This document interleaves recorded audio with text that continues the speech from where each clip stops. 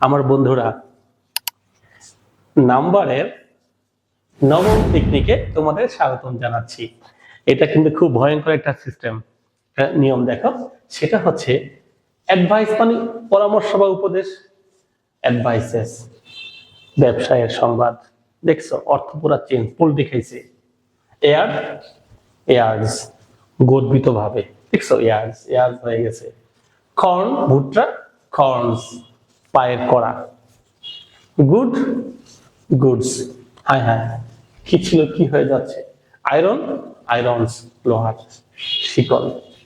Return, ফিরে আসা, Returns, বিবরণী। দেখছো, কোন আয়কর, রিটার্নস, আয়কর, রিটার্নস, বিবরণী। স্যান্ড, বালু, স্যান্ডস, বালিময় স্থান। তাহলে একটা শব্দের সাথে শুধু এস দিলে পুরাই পল্টি খাচ্ছে, অর্থই পাল্টে যাচ্ছে। স্যার, এগুলো আমরা কিভাবে শিখবো? এইগুলো মুখস্থ করতে হবে। মুখস্থ বিদ্যা মহাবিদ্যা। যদি তুমি মনে রাখতে পারো, মনে রাখবা, পৃথিবীর অনেক কিছুই মুখস্থ তোমাকে রাখতে হবে। তুমি যদি তোমার আব্বার নাম মুখস্থ না রাখো, তাহলে কি হবে? আম্মার নাম, তোমার দাদার নাম, তোমার দাদির নাম মুখস্থ রাখতে হবে, তাই না? এই যে আমাদের মৌলিক পদার্থগুলোর নাম মুখস্থ করতে হবে না? হ্যাঁ, মুখস্থ বিদ্যা হচ্ছে মহাবিদ্যা। জনসংখ্যা কত আছে বাংলাদেশে?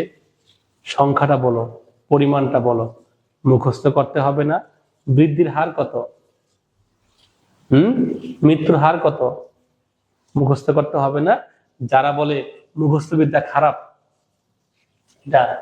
এটা ভুল বলে। মুখস্থ বিদ্যা সব ক্ষেত্রে খারাপ না।